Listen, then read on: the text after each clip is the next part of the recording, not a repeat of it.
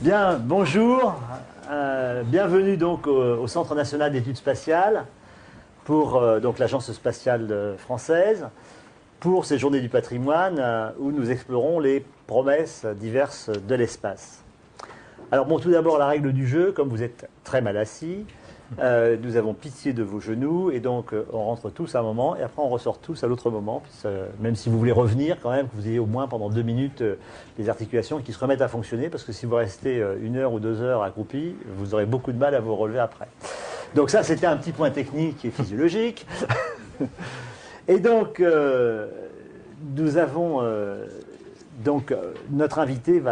nos invités dans ce cycle de conférences donc, nous accompagnent pour explorer les promesses, les prouesses et la sensibilité qu'on peut avoir dans l'espace, les aspects plus artistiques, sociaux et créatifs.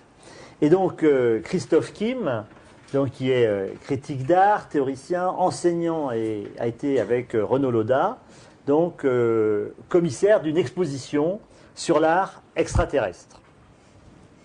Je n'en dirai pas plus et je vais lui laisser le dire. Voilà. Oui, alors je vais vous expliquer un petit peu le contexte en fait finalement de cette exposition et puis peut-être aussi le sens que l'on doit accorder à la proposition qu'on a faite, qui est quand même assez particulière, je pense, et même dans le contexte, je dirais, des exposés qui vont vous être faits aujourd'hui, je pense que celui-ci est sans doute assez singulier. Renaud Laudat, donc, qui est ici présent, est un jeune artiste qui travaillait avec moi.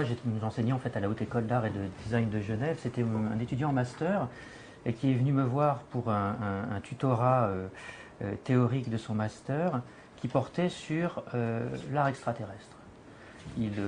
Sa proposition était de faire une anthologie de l'art extraterrestre. Alors évidemment, ça m'a intrigué, comme ça peut intriguer tout le monde, parce que c'est une catégorie finalement assez peu usité en matière artistique, l'art extraterrestre. Et qu'est-ce que ça pouvait donc recouvrir que cette catégorie? Alors, nous avons travaillé pendant 2 ans sur ce sujet, et Renaud a présenté son mémoire.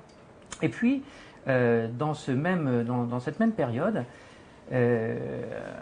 apparu un livre d'un philosophe français qui s'appelle Peter Zendy, que vous connaissez peut-être, qui est musicologue et philosophe.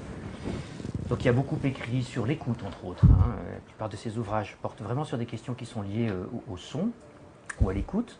Et là, c'est un ouvrage un peu différent qui s'appelait Kant chez les extraterrestres. Alors, évidemment, ça a retenu mon attention, étant donné que je travaillais un petit peu sur ce même sujet avec Renaud.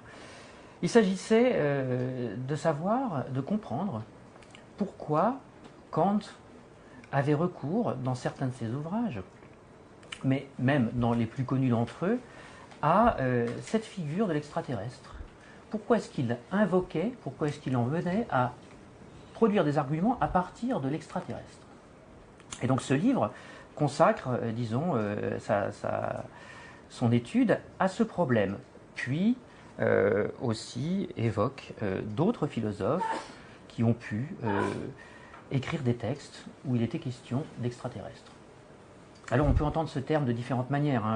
Entre autres, il y a Husserl, là, qui a écrit un texte très connu qui porte aussi sur ces questions-là. Alors en phénoménologue, lui, il s'intéresse bien sûr à qu'est-ce qui constitue un monde. Alors qu'est-ce qui constitue la Terre? Qu'est-ce qui fait que d'un seul coup nous sommes des êtres sentants, pensants, etc. Eh bien, dans ce texte, Husserl dit qu'on trimballe, qu'on porte la Terre partout avec nous. Donc que nous serions vraiment des créatures définitivement terrestres, qu'il n'y aurait aucune possibilité de s'extraire de la Terre, ne serait-ce que dans tout notre appareillage sensible, serait lié évidemment à notre expérience terrestre, à notre expérience du mouvement sur Terre, à notre expérience généralement sensible de cet espace-là. Alors évidemment, du coup, il n'y aurait pas de possibilité de faire des choses extraterrestres à partir de là. Sachant que, vous voyez que dans musée de l'art extraterrestre, il y a 3 termes. Il y a musée. Un musée, vous savez ce que c'est, c'est un lieu normalement où on collectionne. Un musée a toujours une collection. Un musée, c'est aussi un lieu où l'on conserve. Et puis, c'est aussi un lieu où l'on expose. Notre musée à nous n'a ni collection, ni lieu, n'a pas de mur. C'est un musée un peu itinérant, on va dire. Et on ne peut pas dire, du coup, qu'il conserve non plus grand-chose. C'était donc une proposition, vous le comprenez, un tout petit peu ironique, de dire qu'il s'agissait d'un musée. Mais il se trouve qu'on est parfois pris par l'ironie d'une manière tout à fait inattendue. C'est en train de devenir petit à petit un musée quand même. C'est très récent, hein, ça date d'il y a 2 ans cette histoire. Hein, donc vous voyez, c'est quelque chose tout à fait en cours encore. C'est un musée qui s'occupe d'art. Donc effectivement, on peut dire que ça n'a pas forcément de relation, en tout cas première, hein, d'évidence, avec des questions d'ordre scientifique.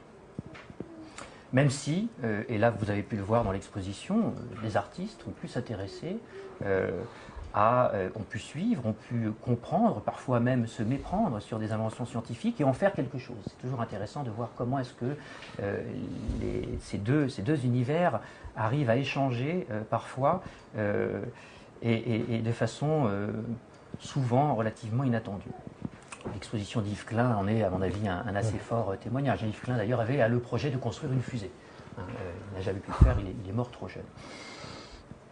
Et puis, il y a ce terme d'extraterrestre. Alors donc, a priori, quand vous entendez musée de l'art extraterrestre, vous avez sans doute le sentiment qu'au fond, on va essayer de trouver des formes d'art qui seraient issues d'une vie extraterrestre, hein, des artistes qui seraient des extraterrestres. Alors ça, vous pouvez chercher évidemment très longtemps. C'est très difficile d'avoir simplement une pièce à exposer de cet ordre-là. Étant donné que, en la matière, jusqu'alors, je ne crois pas qu'on ait pu recenser grand-chose. Je confirme. je confirme. Vous m'auriez dit l'inverse, j'aurais été ravi. Par ailleurs, ça m'aurait vraiment enchanté. Mais vous m'auriez dit que vous aviez une pièce, ça m'aurait intéressé. Dans ce sens aussi. Alors, des pièces même, si vous voulez. Alors, du coup, qu'est-ce qui reste, hein, s'il ne s'agit pas des petits hommes verts ou des aliens qui seraient artistes? Bon, dans la fiction, vous pouvez toujours aller voir. Hein. Nous, on s'intéresse évidemment à cet aspect-là des choses. Ce musée-là, il est ouvert à des productions culturelles assez diverses. Donc, on va se dire, bien, il y a quand même toute une tradition de la science-fiction où on a inventé des mondes, et peut-être que dans ces mondes-là, il y a des gens qui produisent de l'art. Alors, il y a des films, effectivement, il y a des romans, mais là encore, bien rares sont les cas où on pourrait trouver des artistes extraterrestres. C'est très frappant, hein, en fait, de voir qu'au fond, il n'y a pas d'art extraterrestre dans ce sens-là. La science-fiction n'a produit que de la technique, en fait. Oui, en grande partie, ou en tout cas des civilisations avec des relations sociales qui peuvent être tout à fait, précises et documentées, mais il n'y a pas, à ma connaissance, mais ça, encore une fois, le travail est en cours. Je n'ai pas lu tous les romans de science-fiction. On contribue au plus large avec des gens qui ont des connaissances plus fortes que les nôtres dans ces domaines, évidemment. Mais en tout cas, un roman dont le personnage central serait un extraterrestre artiste, ça, c'est difficile à trouver. Donc, il y aurait quand même comme une espèce de limite là qui serait difficile à franchir. Alors, que reste-t-il? Vous me direz, donc ça sent, là d'un seul coup, vous dites que c'est une fumisterie, c'est pas un musée, il n'y a pas d'art extraterrestre. Bon. Il faut donc entendre peut-être les termes d'une autre manière. Et on peut les entendre effectivement de façon tout à fait différente. Déjà, si on ouvre à des objets, disons, culturels, sans s'arrêter vraiment à une définition trop précise de ce que serait une œuvre d'art, alors là, on va trouver beaucoup de choses. Beaucoup plus de choses déjà. Et dans les films, et dans les dessins animés qui nous intéressent aussi, et dans les livres de science-fiction. Mais il va falloir aussi reconsidérer peut-être la production artistique, et tout particulièrement la production artistique du XXe siècle, pour essayer de voir si des artistes n'auraient pas tenté quelque chose que l'on pourrait appeler art extraterrestre. Et c'est sans doute là que ça devient le plus passionnant. Et c'est sur cela que je vais revenir, bien évidemment. Alors si vous avez peut-être vu l'exposition, vous avez peut-être constaté que on avait dès le départ essayé d'établir deux lignes de travail pour cette affaire d'art extraterrestre. D'un côté, ce qui était extraterrestre, c'est-à-dire ce qui était vu depuis la Terre comme appartenant à un espace tout autre, et ce qui était extraterrien, c'est-à-dire ce qui arrivait sur Terre, soi-disant provenant d'un espace tout autre. Alors, vous connaissez sans doute ces phénomènes qui sont relatés d'ailleurs aujourd'hui de manière assez précise sur Internet, et dont un artiste que nous avions exposé dans cette exposition à Genève a fait la recension quasi complète, qui s'appelle les crop circles. Vous voyez ce que c'est que ces crop circles? Ce sont ces inscriptions sur Terre de signes souvent à une échelle absolument délirante, dans des champs. Alors il se trouve que les extraterrestres aiment les céréales, hein, parce que souvent ce sont des champs de maïs ou des champs de blé, donc il y a un attrait. On pourrait en retirer comme ça une donnée quasi scientifique. C'est plus facile que la forêt amazonienne. Voilà, exactement. Et puis au fond, qu'un désert aussi, voilà, ou quelque chose comme ça. Alors évidemment, l'étude qu'il a faite, lui, elle est intéressante parce que c'est une étude formelle. Il essaye de voir quelles sont les formes qui reviennent systématiquement dans des inscriptions sur Terre de ces messages ou de ces cryptogrammes soi-disant extraterrestres. Donc il en a fait une espèce de recension complète avec des catégories formelles. Voilà un type de travail que l'on peut accueillir dans ce musée dit de l'art extraterrestre. Vous voyez le principe. Mais de la même façon, Renaud Loda, qui est un garçon assez facétieux, avait repéré dans un dessin animé qui a été fait par Matt Groening, qui est l'inventeur des Simpsons. Vous connaissez sans doute ce dessin animé américain très connu. A fait une série qui s'appelle Futurama, un dessin animé qui s'appelle Futurama. En Futurama, un personnage, donc c'est une série qui se passe, comme son nom l'indique, dans le futur. Et un des personnages de cette série, ce qui s'appelle Slurm Mackenzie, est une espèce d'immense limace qui vante les mérites d'une boisson qui s'appelle le Slurm. Boisson qui serait une boisson extraterrestre. Pour des raisons commerciales, étant donné le succès de la série, une firme de Boston a décidé de fabriquer du Slurm. Et Renaud Loda s'est procuré une des dernières bouteilles de Slurm non bues que nous avons exposées dans le musée de l'art extraterrestre. Vous voyez, ces échanges-là, évidemment, nous intéressent, même si effectivement il y a une part je dirais très humoristique dans l'affaire. Mais, et pour vous donner un petit peu la teneur de cette exposition, à côté de cette bouteille de Slurm, il y avait une bouteille d'un vin fabriqué en Californie, dans la fameuse Napa Valley, où on fabrique aujourd'hui beaucoup de très bons vins, d'un monsieur qui avait demandé à pouvoir obtenir des pieds de Châteauneuf-du-Pape pour les faire pousser donc en Californie. Pourquoi des pieds de Châteauneuf-du-Pape? Parce qu'un arrêté préfectoral, alors j'ai plus la date en tête, excusez-moi, mais je crois que c'est dans les années 50, au début des années 50, un arrêté préfectoral avait stipulé que les plans de Châteauneuf-du-Pape ne devaient être survolés par aucun ovni. Aucun objet volant identifié.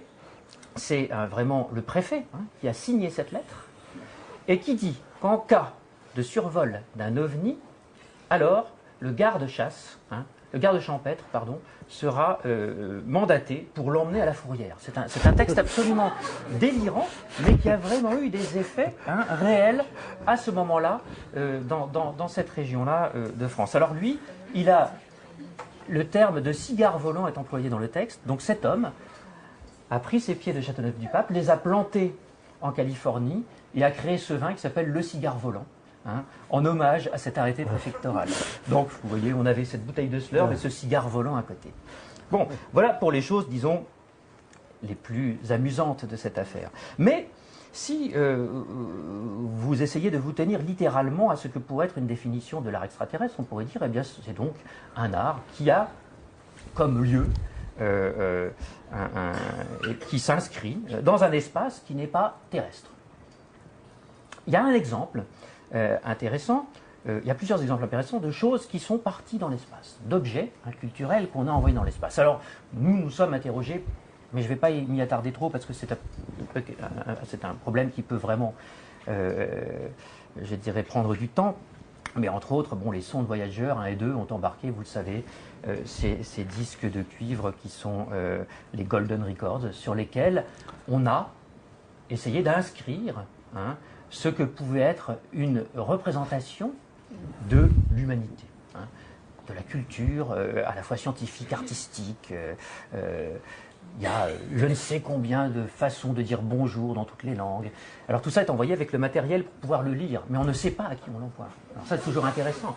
Et on en attend potentiellement un retour. C'est intéressant, ça. Mais c'est un échange sans retour. C'est un dialogue qui n'a pas d'interlocuteur. Alors, à partir de là, on peut réfléchir aussi à ça. Qu'est-ce que c'est qu'un dialogue sans interlocuteur? À qui ça s'adresse, finalement, cette histoire-là? Et est-ce que ça ne s'adresse pas tout simplement à nous? Et si ça s'adresse à nous, alors de quelle manière? Et comment vous écrivez à quelqu'un d'inconnu? À quelqu'un qui ne saura pas vous lire, nécessairement? Quel est le langage que vous employez? Comment vous allez inscrire les choses graphiquement sur votre disque? Là, tout ça sont des questions qui, évidemment, sont passionnantes. Et il se trouve que dans l'équipe de scientifiques qui a travaillé pour envoyer ces messages dans l'espace, qui maintenant sont fort loin, hein, parce que vraiment, ils sont arrivés depuis le temps. Ils sont au milieu de nulle part. Hein. Ah oui, ils sont arrivés nulle part. Nulle part. Et ils continuent. Ils continuent. Ça, c'est sûr. Et c'est même pas le principe de la bouteille à la mer, hein, c'est vraiment autre chose encore. Hein, c'est la bouteille dans l'espace. Donc c'est quand même une dimension encore plus la importante. différence, c'est que sur la mer, il y a toujours un rivage. Oui, oui. Ça arrive toujours. Il n'y a pas d'objet qui soit mis dans la mer, qui soit capable de flotter, qui n'arrive pas sur un rivage. Un jour ou l'autre, ça peut prendre des centaines d'années, hein, mais ça arrive toujours sur un rivage. Dans l'espace, on peut mettre des choses, et autant que le temps existera, il peut très bien arriver nulle part. C'est là, oui. C'est là le problème. C'est la grosse différence. Et c'est là qu'on se pose la question de savoir pourquoi est-ce qu'on envoie quelque chose. Qui est une question légitime. On n'a pas fait l'émission Pionnier et Voyageur pour envoyer quelque chose. Non, bien sûr. Non, tout à fait. Mais c'est intéressant que malgré tout, on ait pensé, et il y a ce fameux message de Jimmy Carter qui accompagne l'émission, on pense à quelque chose. Voilà, il y a cette idée d'une espèce d'universalisme, complètement au sens le plus ouvert du terme, hein, qui habite quand même ce type de perspective. Alors c'est probablement un des aspects, je dirais ça, c'est un aspect politique des choses qui effectivement n'a pas forcément beaucoup à voir avec les missions réelles de ces différents objets. Hein. Mais ils sont accompagnés symboliquement de ce type de message-là. Et d'ailleurs, si on revient à Kant, hein, pour revenir à Kant rapidement, l'extraterrestre intervient chez lui parce qu'il pense qu'il n'y a de paix qu'universelle, et qu'il n'y a de paix qu'universelle qu'à partir du moment où il y a aussi l'existence du tout autre, hein, l'existence de l'altérité. Bien. Alors, ces choses-là, effectivement, peuvent être prises en considération. Je voulais juste, il y a une information intéressante aussi, c'est que donc, les équipes scientifiques qui ont travaillé sur disons les listes un peu comme ça, hein, qui sont envoyées dans l'espace, ont pu s'adjoindre les compétences d'écrivains de science-fiction. Hein. Entre autres, Isaac Asimov a participé à certaines de ces réunions. Bien. Dans un sens encore plus étroit, disons, il y a une sculpture sur la Lune, qui a été faite par un artiste belge, qui s'appelle Paul Van Hooijdonk, qui s'appelle Fallen Astronaut.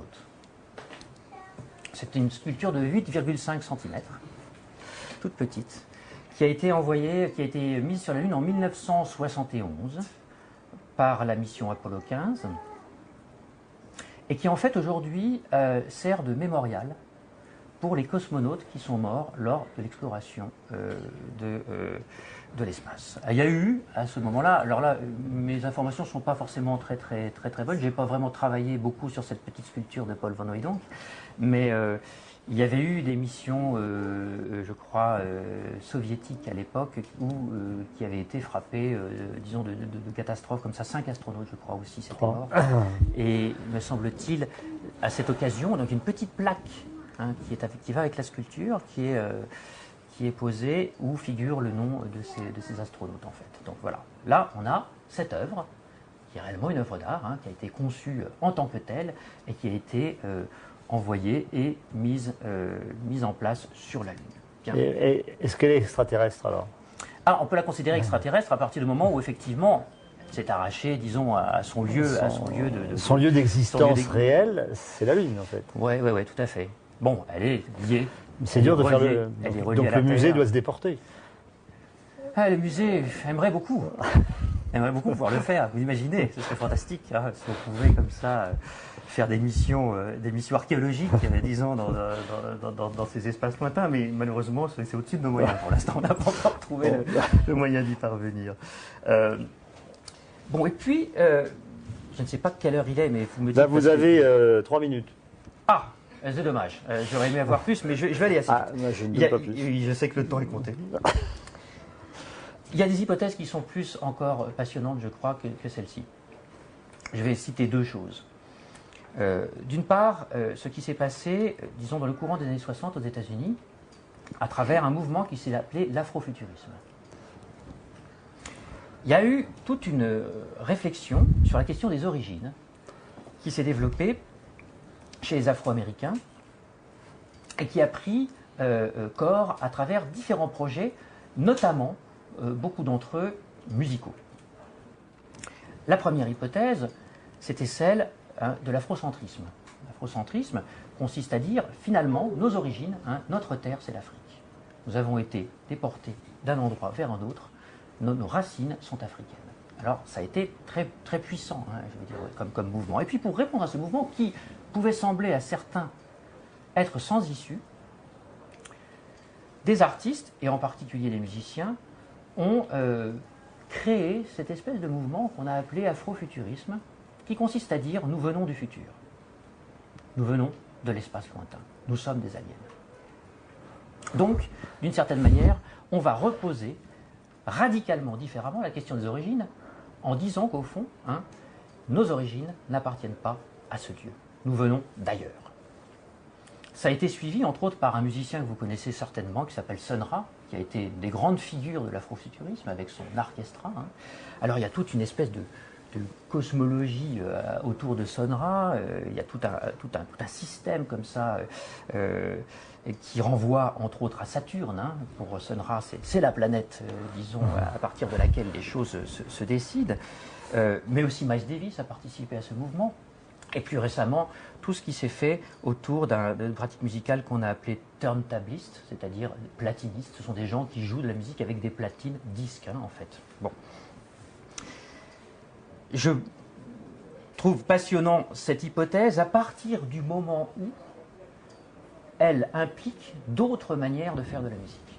Ça n'aurait d'intérêt que mineur si au fond c'était une manière de botter en touche en disant bon finalement voilà, on ne veut pas de l'afrocentrisme, on dit qu'on vient du futur et comme ça on est débarrassé. Non.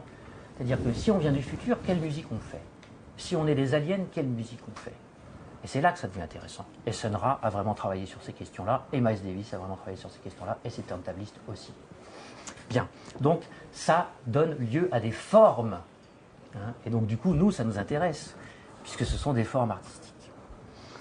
Dernier point, une œuvre absolument fondamentale pour le musée de l'art extraterrestre, c'est l'œuvre de l'artiste italien qui s'appelle Piero Manzoni, qui fut d'ailleurs un camarade d'Yves Klein, moins connu en France qu'Yves Klein, mais immense artiste qui est mort très très jeune, à l'âge de 33 ans, qui en 1961 a fait une sculpture qui s'appelle le socle du monde.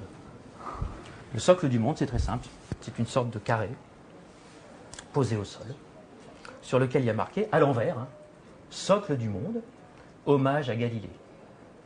Donc cet homme a soclé la Terre, et la Terre est devenue une sculpture.